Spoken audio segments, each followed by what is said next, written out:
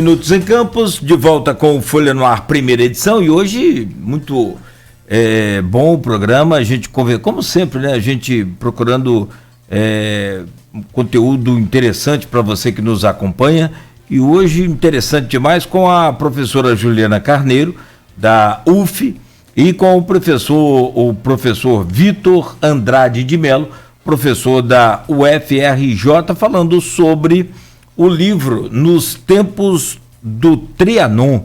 Eu volto com você, Aloysio. Nesse bloco agora tem um tema interessante que você pautou aqui, Trianon, da cana ao petróleo, né, nos ciclos econômicos de Campos, entre outros assuntos também. O programa interativo, tem algumas perguntas para fazer sobre isso, mas vou repetir a pergunta da Rafaela Machado, historiadora, diretora do Arquivo Público Municipal. Primeiro, ela acha importante parabenizar todos vocês, não parabeniza Juliano e o Vitor pelo livro, mas ela pergunta aqui: acho que é importante situar o Capitão Carneirinho na cena cultural campista, principalmente a partir das suas redes político-econômicas, que até é um gancho para esse bloco. E, nesse sentido, gostaria que os autores falassem um pouco sobre o processo de venda do antigo Trianon, bem como sobre a reação da família diante da demolição ocorrida na década de 70 do século XX. Juliana, eu vou abrir com você, até porque você é da família. Mas eu queria começar registrando, primeiro dando um abraço especial, um beijo especial na Rafaela. A Rafaela desenvolve um trabalho lindo, brilhante à frente do Arquivo Público. Em plena pandemia, como o Vitor falou, a gente pesquisou muito pouco presencial, não era possível ir para acervo, estava tudo fechado, mas a Rafaela abriu, na verdade tinha um dia que ela ia lá, ela abriu as portas, eu pesquisei, descobri algumas coisas importantes que não tinha no virtual, então eu fui lá, liguei, a Rafaela ficou muito disponível, e eu sei da importância dela para os pesquisadores campistas. Então, Rafaela, um beijo para você, parabéns pelo seu trabalho. Quero aproveitar o gancho para falar de duas pessoas que foram muito importantes nesse processo de feitura do livro, que é o Genilson Soares e o professor Leonardo Vasconcelos. Ambos não só fizeram a pesquisa iconográfica do livro, e eu acho que depois a gente podia falar um pouquinho sobre isso, porque foi uma aposta nossa à questão das imagens, não só porque Carneirinho era fotógrafo e, portanto, as fotos dele são as fotos que estão presentes falando da cidade. A cidade de Campos, ela é expressa, ilustrada, iluminada, interpretada através das fotos do Carneirinho, mas também porque, além da pesquisa iconográfica, durante todo o processo de feitura do livro, o Genilson e o Leonardo foram parceiros incansáveis de trocas, em relação a revistas, que a gente não teria acesso na hemeroteca digital, então eles passavam os arquivos todos. Então, nosso agradecimento especial a eles. E depois, enfim, não sei se eu vou querer pautar, mas acho que depois a gente podia falar um pouquinho do site, que também foi editado pelo Genilson. E já adianto, você tinha falado que tinha uma pergunta anterior sobre isso, o livro ele pode ser baixado gratuitamente, ser feito um download, ser feito gratuito através do site www.teatrotrianon.com. Então, o livro, de forma virtual, ele pode ser baixado gratuitamente. A gente está prevendo aí para o segundo semestre fazer a impressão do livro, o livro impresso, mas nesse momento, quem quiser, baixa e busca lá. E aí eu vou na pergunta da Rafaela. Então, do ponto de vista da venda, assim, o Carneirinho, ele, como eu acho que eu já falei aqui algumas vezes, ele era um homem que resolveu apostar nesse processo do entretenimento, que a gente está chamando de entretenimento, né, de virar empresário. Depois o Vitor pode falar um pouco, mas adiantando, ele tinha relações empresariais, por exemplo, a gente achou no nosso processo de pesquisa com o Pascoal Segreto, ele tinha os filmes, tanto o Orion quanto o Trianon, eram cine-teatros, como o próprio Luizinho já sinalizou aqui. Então, o modelo naquele momento de apresentação era, primeiro, uma exibição de filmes, depois a exibição dos espetáculos, a gente chama mais teatrais, de palco. Então, portanto, esses filmes tinham que vir de algum lugar. A grande maioria era da Fox Film, Então, tinha uma relação empresarial do Rio para esses filmes chegarem. Vários autores e vários pesquisadores sinalizam, ou expressam, ou ressaltam o quanto que Campos estava sempre na estreia junto. Às vezes o filme estreava no Rio, estava estreando concomitantemente a Campos. Então, Carneirinho, ele possibilitou essa criação desse circuito. E essa aposta dele, eu não tenho dúvida disso, é uma aposta, sim, do ponto de vista do carinho e da vontade, do apreço e do amor que ele tinha para a cidade, mas também era uma aposta, e eu não tenho dúvida, de que ele ia ganhar dinheiro, que seria possível viver do entretenimento e que construir esses teatros numa cidade como Campos seria um bom empreendimento, né?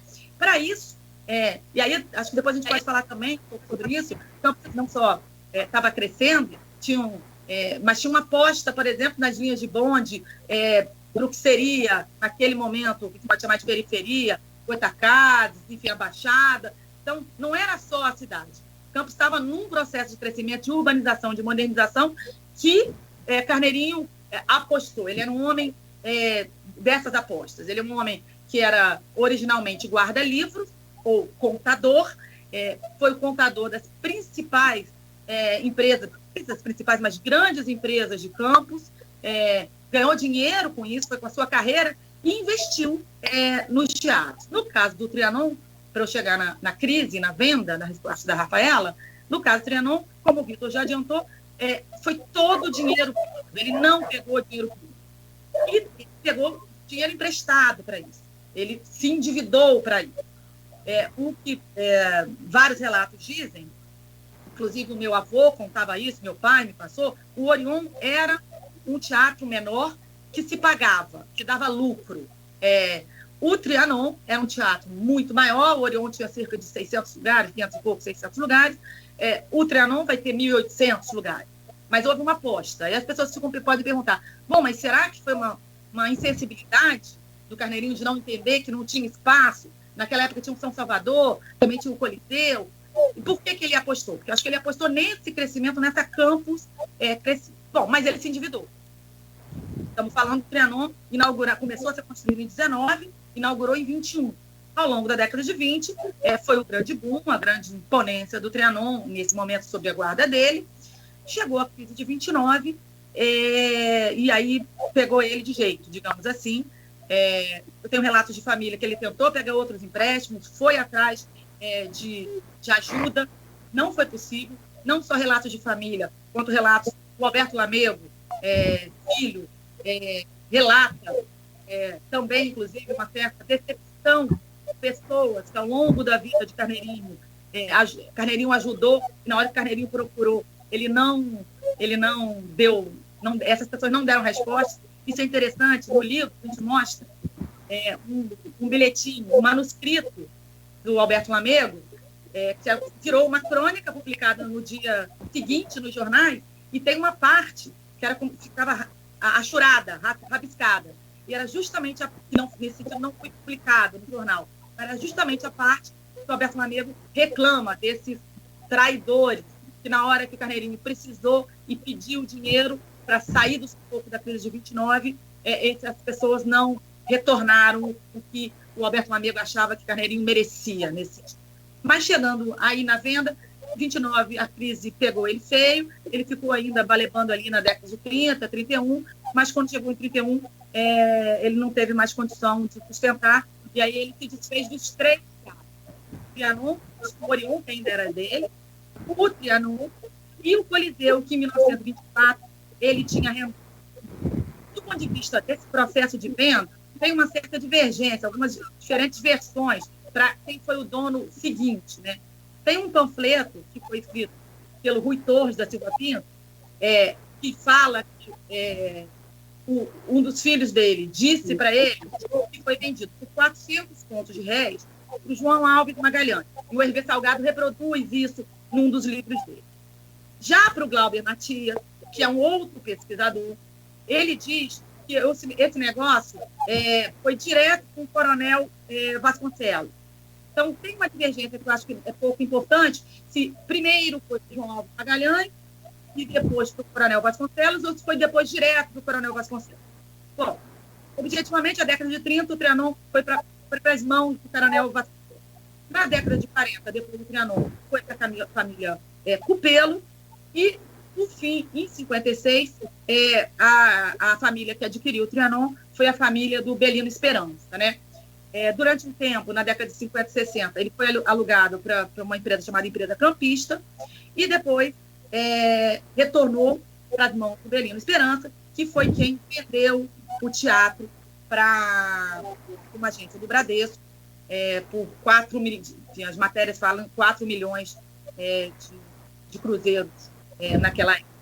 Então, assim, depois de 31, o Trianon passou por várias mãos, por várias famílias, até que em 75 foi vendido para uma agência do Bradesco. Vitor, quer comentar? Quero fazer um comentário rápido, só para a gente ter um pouco uma visão mais panorâmica. Primeiro, também, como a Juliana, né, assim, agradecer a Rafaela, não só a Rafaela, mas todos os colegas que são detentores de acervo, guardadores de acervo, né, assim, por toda a contribuição, não pela contribuição para o livro, né, mas por estarem guardando os acervos. Né, assim, uma coisa que eu sempre digo é que é incrível nesse país, sempre que a gente fala de acervo, a gente fala assim, não, mas lá tem um funcionário, um colega, um profissional obstinado. Né? Então, enquanto a gente achar que memória é coisa de obstinação, né, que sempre a gente tem que lutar contra a falta de recursos, eu não sei o que será do futuro desse país. A gente tem que lembrar que um país só existe porque tem, a princípio, história e geografia. Por isso que a gente cria o IHGB. Né? Sem memória, né, assim, não existe o país. Né? Assim, e um país que não preserva a sua memória é um país realmente que tem problemas sérios. Né? Assim, quero fazer um registro que ontem saiu nos jornais aqui do Rio de Janeiro, né, que um dos projetos do governo federal, um dos projetos que não estão ainda, mas que estão, retirar o Museu Nacional da UFRJ, né, em função de alguma articulação com reivindicações da família monárquica. Né? Então, primeira coisa curiosa, né, para a gente observar, a monarquia acabou. Portanto, se a monarquia acabou, não tem mais família real nesse país. Vamos parar com isso. Esse país não resolve nunca suas coisas, é impressionante isso. Né, assim, e aí a gente teve um plebiscito que estava colocado a opção da monarquia e a população brasileira não fez essa opção. Portanto, para mim, não existe família monárquica, porque isso aqui é uma república desde 1889. Né? Segundo, já se deixou o Museu Nacional pegar fogo por incúria dos entes federais. E agora mais esse ataque à memória nacional.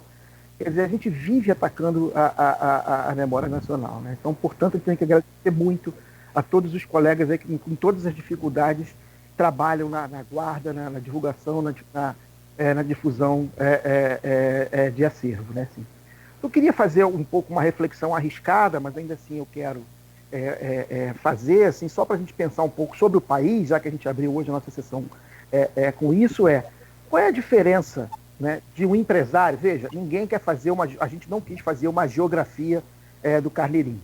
Né? Assim, da mesma maneira, e agradeço também uma vez mais o Gustavo estar presente. O Gustavo, no webinário, fez questões muito importantes sobre a questão, se o Trianon era mais um espaço de elite, ou quanto que os populares frequentavam. Acho que a gente tem que investigar isso. Né? A gente precisa investigar isso com mais profundidade. Então, ninguém quer fazer uma geografia do Carneirinho. Mas vejam que a gente teve um momento nesse Brasil que a gente tinha um perfil de empresário, né, um perfil de gente que tinha recursos, que investia na cidade, né, assim, que investiu todos os seus recursos para deixar uma memória para a cidade. E aí, quando chega o dinheiro do petróleo, né, quando chega essa economia, que é uma economia internacionalizada, multinacional, né, assim, você já não tem mais amor nenhum pelas cidades. Né, você simplesmente pode destruir um teatro daquele para construir uma agência bancária. Assim, depois, com o decorrer do tempo, a gente cria um conceito que eu acho muito suspeito sempre, quero dividir isso com vocês, que é esse conceito de responsabilidade social empresarial. Porque responsabilidade empresarial, quando o cara tira, abate imposto de renda, né, assim, quando ele tira, aí ok, é responsabilidade, mas... Né, então o cara está investindo alguma coisa porque ele abate lá depois das dívidas dele. houve um tempo em que havia empresários que investiam a fundo perdido. Investiam porque queriam deixar sim seu nome na cidade, mas queriam contribuir com a cidade.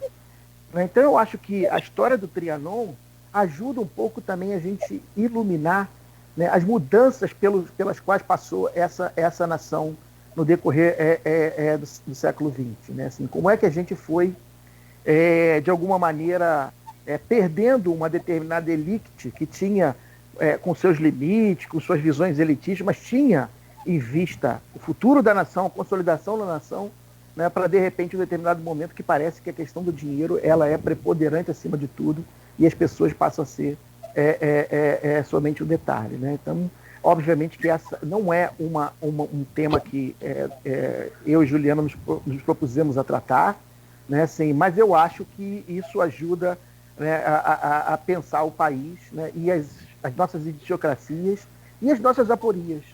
Né? Eu acho que fundamentalmente é isso que a gente tem que pensar hoje. A nação está numa aporia, né? A nação está em risco. Né? O que a gente vai fazer para sair dessa sinuca de bico? São 8h56. Cláudio, vamos passar um pouquinho, porque por conta do meu atraso, peço desculpas de novo a Juliana, ao Vitor, a você e sobretudo ao ouvinte. Vamos passar um pouquinho, até para falar do tema desse bloco, que é como é que você... Eu sei que vocês são historiadores e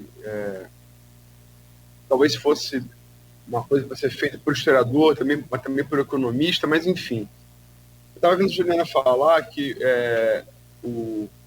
foi inaugurado em 21, sabia, mas começou em 19. Quer dizer, então é interessante porque esse recorte que eles deram passa por...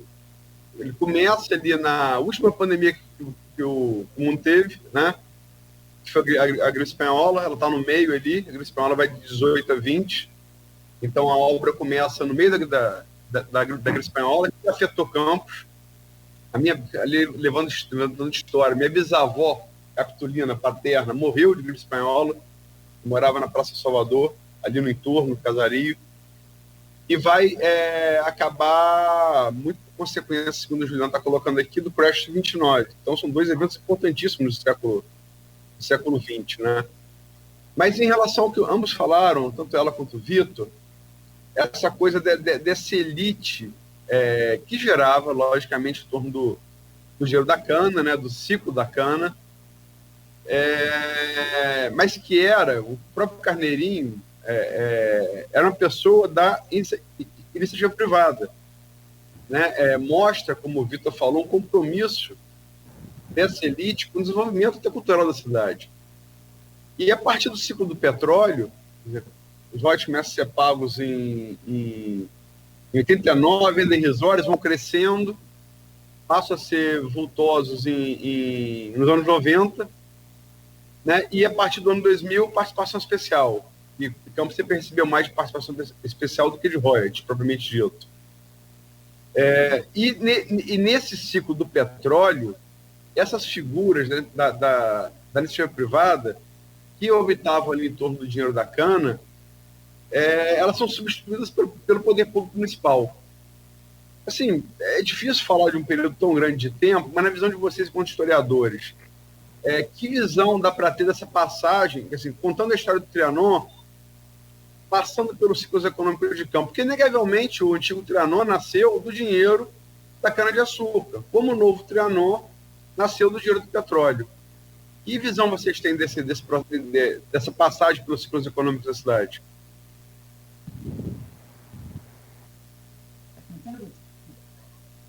Quem vai primeiro?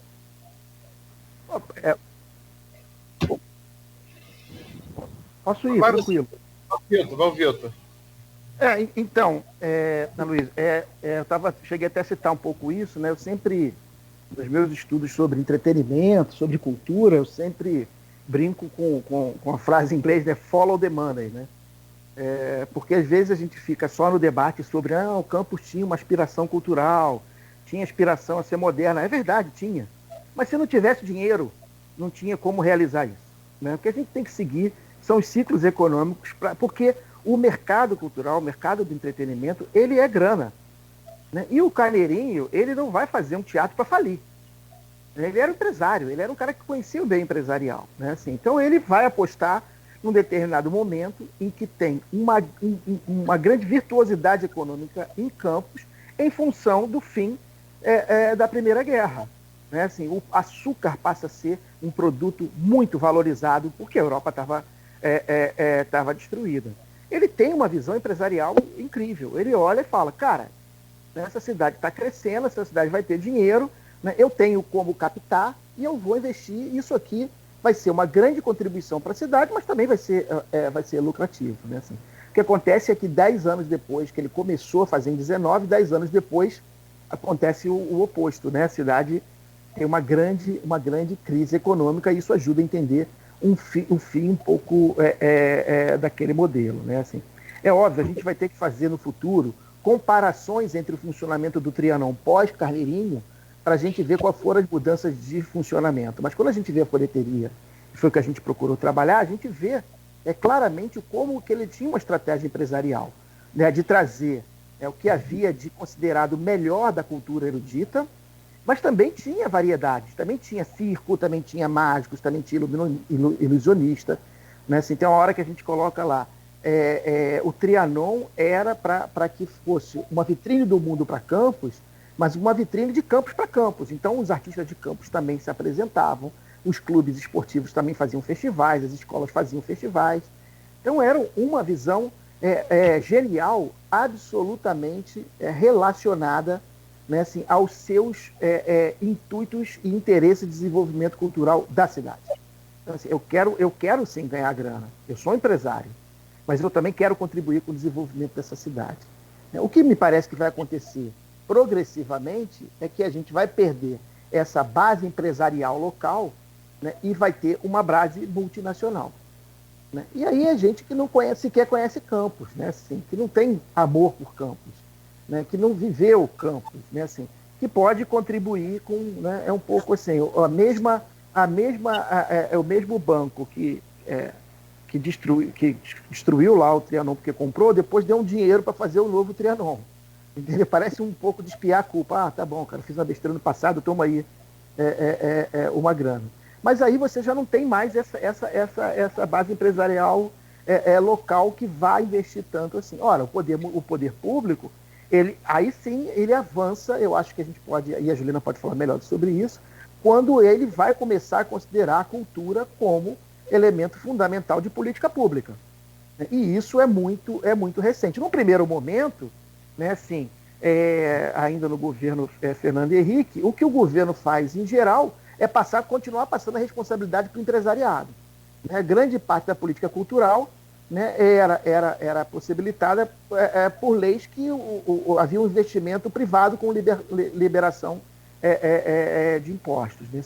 Nos governos, no governo Lula, no governo Dilma, há uma tentativa do governo, sem abolir essa possibilidade, mas também de promover intervenções culturais mais efetivas. Né? Assim, atualmente, o que a gente vê é o contrário, né? O que a gente vê é um desmonte completo de qualquer possibilidade de fazer cultura, né? Assim, e aí o meio artístico, o meio cultural, tentando resistir da forma possível. Né? Assim, agora, para concluir, que eu já falei muito, passar para a Juliana, então era um pouco isso que eu argumentava no final da minha outra resposta. Né? Assim, o processo do Trianon, né, ele é um processo que ajuda a compreender Campos, mas é um processo que ajuda a compreender quais foram os trânsitos na compreensão de cultura e investimento cultural no Brasil inteiro.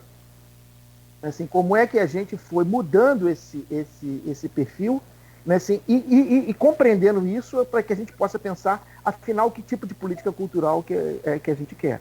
Né? Uma política cultural sustentada somente na mão do empresariado para que ele defina onde vai botar os seus investimentos, não me parece uma política empresarial adequada. Agora, desarmar isso também não me parece apropriado. Né? O que a gente precisa é de um poder público que entenda a cultura como prioridade, né, que faça seus investimentos e que possa se relacionar também com o mercado na medida que o que a gente está falando é de economia criativa.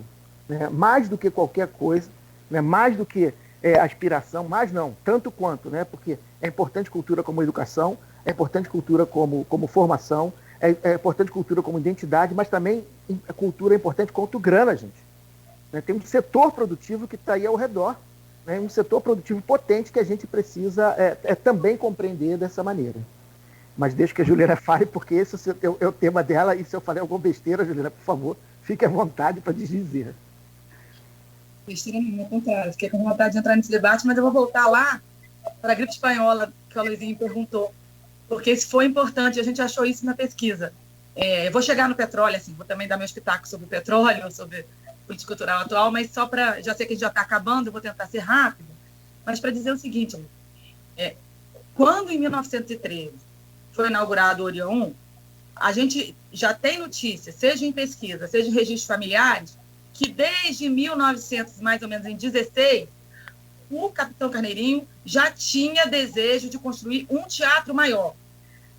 Aí a gente não tem como comprovar, mas do ponto de vista dos contos das gerações, meu pai me fala que a mãe do Carneirinho falava que não, espera um pouco, seja mais prudente, seja menos ousado. Ela foi um pouco contra essa iniciativa. Mas a gente observa isso, o projeto de construção do Trianon, quando ele começa já em 1915, 16, a comprar vários terrenos até adquirir e começar a construir. E também a gente achou registro de que a obra não era para ser, a obra foi atrasada em função da guerra e em função da gripe espanhola também, assim, no sentido de a vida real impactou no processo de construção, de atraso e de início do Trianon. Mas eu acho que você fez uma pergunta que a Rafaela falou, que eu acho que eu acabei deixando passar um pouco sobre a questão das redes que ele estava colocado. A gente falou rapidamente aqui sobre alguns dados biográficos, do perfil biográfico do Carneirinho, mas eu acho que tem a ver com o que a gente está falando, porque o Carneirinho, ele, como eu falei, ele era de profissão guarda-livros, né, o que a gente chama de contador, foi contador, como eu já falei, de grandes empresas de Campos, mas ele também foi secretário municipal, quando o Júlio Feidit, ali em 1910, foi prefeito, ele foi secretário municipal de Campos. Ele também tinha uma pequena parcela, era sócio minoritário em uma usina de Campos, que é chamada usina de Mineiros. Então, ele era um cara, sim, da elite ilustrada de Campos, não aquela elite necessariamente que tinha origem rural, de grandes propriedades de terra, de fazendas, não era o caso, mas ele circulava nesse processo. Então, por exemplo, o próprio título de capitão, ele é um título que foi dado, é capitão da Guarda Nacional, ele não tinha uma carreira militar, era muito comum que os homens notáveis ou da elite tivessem esse processo. Ele frequentava rodas, círculos, a gente fala, ele era maçom, ele era espírita, ele fazia parte de clubes carnavalescos. Então, ele estava naquela rede desse mundo do moderno, então. A gente falou pouco, não vai dar tempo, mas eu não quero deixar de falar da importância do Carneirinho como fotógrafo, dá para não deixar de falar. E, como cozinheiro, ele se envolveu em algumas pautas políticas, da pauta da cana-de-açúcar. A cana-de-açúcar, em 1918, 19, começou a ter questões, especialmente em relação a Pernambuco, porque Pernambuco tinha, segundo os campistas, privilégio na relação com o mercado internacional, e Campos teve que ficar segurando a onda no mercado interno. Então, a gente pegou vários registros de Carneirinho indo à capital, junto com deputados, indo, na época não se chamava de Ministério da Agricultura, mas era a inspetoria, para reivindicar pautas que era de uma elite açucareira. Então, nesse sentido, ele tinha essas redes desse processo que eu estou chamando de um homem moderno, ilustrado, mas também de uma elite econômica. E aí, estou preocupada com o tempo, mas acho que o Vitor já meio que deu conta do que eu acho que é a década de 80. Só queria finalizar dizendo o seguinte, que, sim, em 75, o Trianon não foi o único teatro no Brasil em que virou agência de banco, nem que virou templo religioso, mas o que se esperava naquele momento, e teve um movimento importante para isso, que não teve sucesso, era de que a gente tivesse, seja por parte do prefeito, na época, o Zé Barbosa, seja por parte de um grupo de pessoas que fosse preservado, tombado, e que, nesse sentido, a iniciativa pública bancasse e disputasse com o Bradesco essa grana. Então, a família estava lá colocada. Agora, essa é a hora que o IFAM, que o INEPAC ou que o tombamento municipal funcionaria para tentar, aí nesse sentido, a política pública de cultura faz todo sentido, né?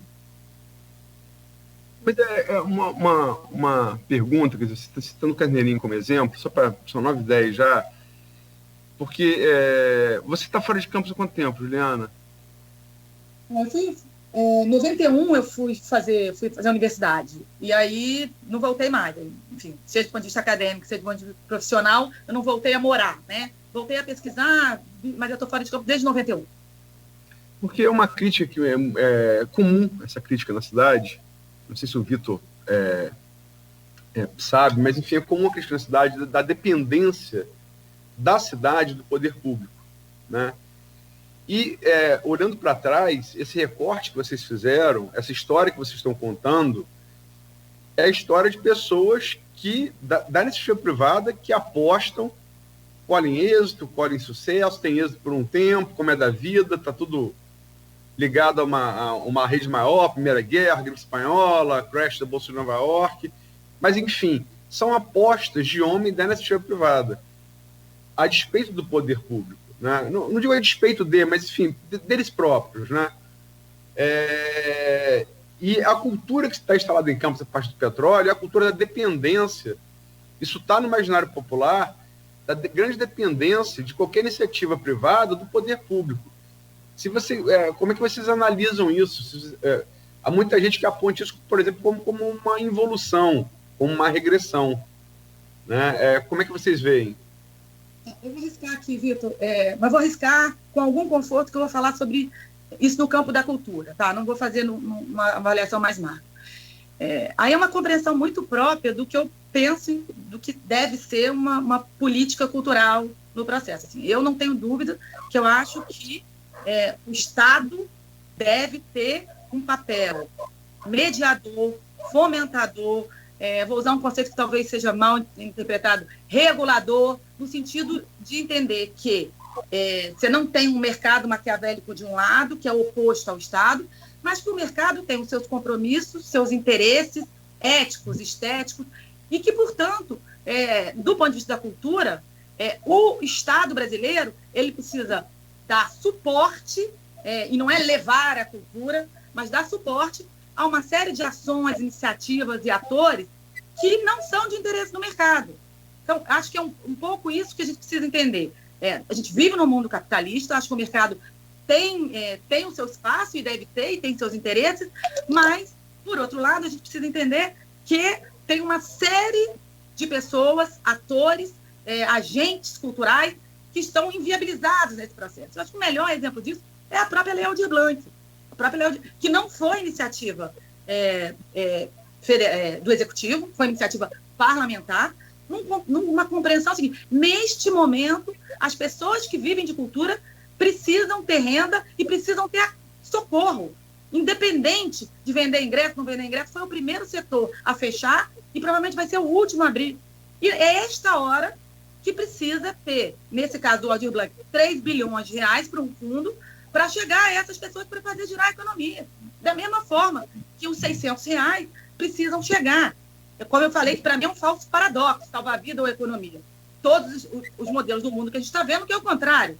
A gente precisa passar rápido pela pandemia para essa economia voltar. E nesta hora, é a hora que o Estado precisa, o Vitor vai falar, que ele sempre fala, não sei se eu estou expondo ele aqui, que ele acredita no Estado de bem-estar social, ele é um cara basicamente que acredita nisso, e o Estado serve para nessa hora socorrer. Então, o que eu acho é um pouco isso. Do ponto de vista cultural, não tem que ter paradoxo, mas o Estado precisa lidar com esses momentos, essas pessoas e esses atores que não estão no interesse do mercado e que precisam ser socorridos, como agora está acontecendo. Vitor? Primeiro, é só dizer, gente, pedir desculpa que daqui a pouquinho eu tenho que me retirar, porque eu vou dar aula já. Tudo acabar. Eu concordo absolutamente com com a Juliana, é isso, eu acredito no estado de bem-estar social, né? Por isso que eu fui um admirador de algumas políticas do governo Lula, por exemplo. Eu acho que a gente avançou muito no estado de bem-estar social, né? Assim, eu acho que a ideia é assim, a gente é muito dependente do Estado. Ué, mas o Estado é isso mesmo, é para a gente ser dependente do Estado. É por isso que a gente paga imposto para ter segurança, não precisar pagar segurança privada. Eu pago imposto alto, né? A gente paga alto nesse país para não precisar pagar plano de saúde, porque eu teria hospital público, né? Assim, a gente paga imposto para poder ter escola pública, transporte público de qualidade, né? O problema nesse país é que a gente paga imposto, nós, a população, pagamos imposto alto, temos que fazer serviços complementares porque não dá conta, e um enorme conjunto, um certo setor da população paga o mesmo imposto do que a gente. Não é? Então, os grandes empresários pagam os mesmos impostos do que a gente e ainda tem a possibilidade de criar fundações, etc., que a gente não tem. Né? Assim, então, isso se junta a um Estado ineficiente em que, além de pagar imposto alto, a gente não consegue reverter esse imposto para o grande conjunto da população. Então, eu quero chegar um dia de dizer assim, eu sou dependente do Estado mesmo, porque eu pago o Estado. Né? Assim, porque a gente paga imposto. Então, portanto, o Estado tem que prover saúde, o Estado tem que prover educação, o Estado tem que prover cultura para todo mundo. Todavia, vivemos num mundo capitalista. Né? Assim, então, a gente tem que criar mecanismos de controlar a economia, mecanismos de direcionar a economia, mas não atrapalhar o funcionamento da economia. Né? Assim, então, se nós vamos nos relacionar com a iniciativa privada, já que não temos mais esse perfil de empresário que a gente tinha no tempo do Carneirinho, né, já que o capital é internacionalizado, né, já que o mundo dos negócios suplantou qualquer coisa, a gente precisa ter um Estado forte que diga assim, ok, né, mas uma parte desse investimento em cultura vai para onde? Vai para ponto de cultura. Né, assim, vai para aquele grupo que não pode, que não vai entrar na grande disputa. Vai para as bandas de campos que precisam de suporte. Né, então a gente precisa ter um Estado forte, né, assim, que não seja inimigo do Estado, mas se relacione de forma proativa com o Estado. Né, assim, então, o que a gente tem hoje é um Estado débil, né, ineficiente, que não cumpre as suas funções básicas e que muitas vezes fica refém do pensamento empresarial. Né, assim, então, bom, isso é uma posição de quem acredita no estado de bem-estar social, que acredita mais nos moldes da social-democracia do que qualquer outra coisa, de quem acredita que isso pode ser uma saída para esse país. Chegando, são 9h17, infelizmente vamos ter que liberar o Vitor, também tem compromisso enfim, passamos bem do final, descontando aí meu atraso inicial, pelo qual novamente peço desculpas. Só para deixar claro que na pergunta eu não fiz nenhuma apologia do não-Estado, não, tá? Eu só estou usando o recorte porque é uma crítica muito comum em Campos, estou falando da realidade de Campos, da dependência que se tem, e não é nem do governo federal nem do estadual, mas do poder público municipal. É uma crítica muito grande. E o Carneirinho me parece um exemplo de como isso pode ser feito pela própria elite, digamos assim, econômica, cultural de uma cidade. Lógico que ele devia ter inter-relação, a Juliana disse, ele foi secretário municipal de Campos, devia ter uma rede de conhecimentos com o poder público, mas ele fez por aposta e risco dele. Né? E isso vai na contramão da grande crítica que os próprios campistas hoje fazem a si próprios, pela dependência do poder econômico. Mas, só para registrar, Vitor, eu também creio no fair state, tá? Estamos juntos nessa. Bom, E agradecer demais a presença de vocês aqui e abrir para vocês se despedirem. Juliana, são 9h19. Muito obrigado aí pela sua presença. Porque só, mais uma vez, agradecer muito, não só a vocês, mas a todo o pessoal de Campos com quem eu tenho me relacionado. Tem sido... entrar nesse projeto, para mim, foi um privilégio. Assim. Juliana, muito obrigado. Né, assim, poder aprender mais sobre uma história fascinante como a de Campos, poder ler coisas de colegas, poder ouvir novos colegas. Então, assim, poder ter um pouco mais de suporte para o meu estudo de cidade, porque eu já estudei tão de cidade, então as cidades, cada vez que você estuda uma cidade nova, você vai traçando na tua cabeça aquele mosaico, vai entendendo um pouco o quanto que a cidade é fascinante, né? O quanto que é bonito estudando a cidade, né? Então, obrigado, Ju, aí pelo convite, obrigado a vocês e obrigado a todo mundo de Campos que eu tive a oportunidade de me relacionar e conhecer aí nos últimos meses. Nós que te agradecemos, Vitor. Juliana, pois não, desculpa. Vou usar minha palavra final também para agradecer. Quero agradecer a parceiros, acho que eu falei em 2 nomes aqui, no Genilson Soares e no Leonardo, mas também queria falar do Dr. Wellington Paz, queria falar de uma série de memorialistas e de pessoas que cuidam dos acervos. Quero agradecer imensamente aos pesquisadores, estudiosos de Campos que toparam fazer parte de um webinário que a gente organizou no lançamento do livro. Foram 20 pesquisadores importantes que participaram, quero agradecer a eles. Quero dizer que quem puder dar uma passeada no site, não só o livro está lá, como a gente tem uma animação em 3D feita por um aluno que chama Rafael Aquino, que é delicioso, que é um passeio sobre o Trianon, como se o Trianon estivesse lá hoje, é uma simulação em 3D. A gente tem um livro, o livro está em audiodescrição, porque a gente tem toda uma preocupação com a questão da acessibilidade, das pessoas que têm dificuldade com a questão da visão. Esse é um compromisso, eu falei, o livro faz parte de um projeto, de um edital de retomada cultural da Lei Aldir Blanc, então a gente tem esses compromissos. O próprio site tem uma série de fotografias, o livro tem um cuidado para isso, e quero dizer que a gente compreende esse livro fazendo parte de um esforço memorialista. Acho que não é o único, espero que tenha muitos outros nesse centenário de Campos, nesse centenário do Trianon, que eu acho que esse livro acho que é um dos produtos, acho que deverão ter mais produtos para isso, mas a gente espera ter contribuído de alguma forma para isso. E aí queria finalizar agradecendo ao Aloysio, ao Cláudio, pela oportunidade. Eu sei que esse programa de vocês é uma audiência máxima, então para a gente é um privilégio estar podendo trocar com vocês, divulgar e conversar sobre o nosso livro aqui. Muito obrigada. Honrados demais aí. Eu acho que aquela frase batida de Tolstói, né? Quer ser universal, canta a tua aldeia. Parabéns pela iniciativa, parabéns a você, Juliana. Eu conheço desde a adolescência, sempre teve essa inquietude, né? E é bom ver isso dando frutos. Vitor, prazer em conhecê-lo, né? Parabéns pelo trabalho. E agradecer demais a vocês, que eu acho que é a história de Campos, né? É a história de Campos, a história da cultura, da economia de Campos. É um pedaço muito importante que não pode ser perdido, tem que ser preservado e conhecido. Obrigado a vocês por ajudarem nesse esforço que é apresentar Campos aos campistas. Obrigado. Muito bom. São 9h23. O Cláudio está com o som fechado. Desculpa.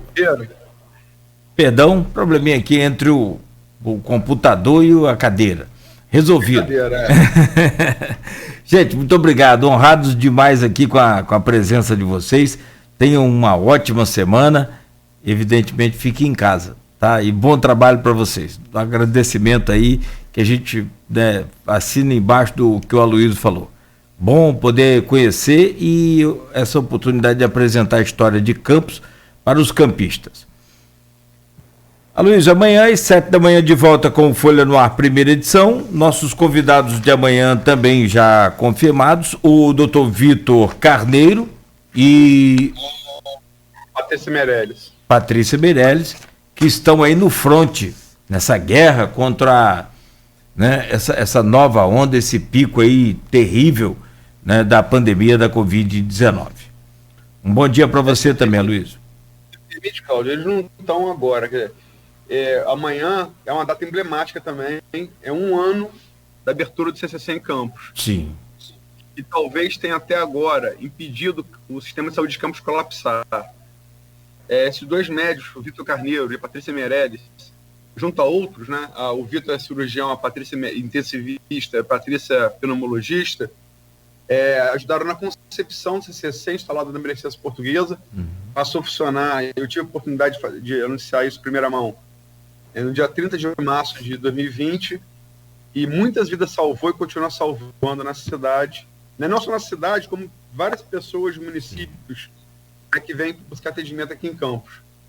Né? Então eu acho um marco importante estar falando amanhã de um ano da história do Centro de Controle e Combate ao Coronavírus de Campos, popular CCC. Exatamente. Então, a partir das 7 da manhã, não perca amanhã, né, essa entrevista. E o Folha no Ar, primeira edição, que tem o oferecimento dos laboratórios Plínio Bacelar, Clínica Proteus e Dedumas Baterias. Você continue aqui na Folha FM com mais informação e, claro, com música de qualidade.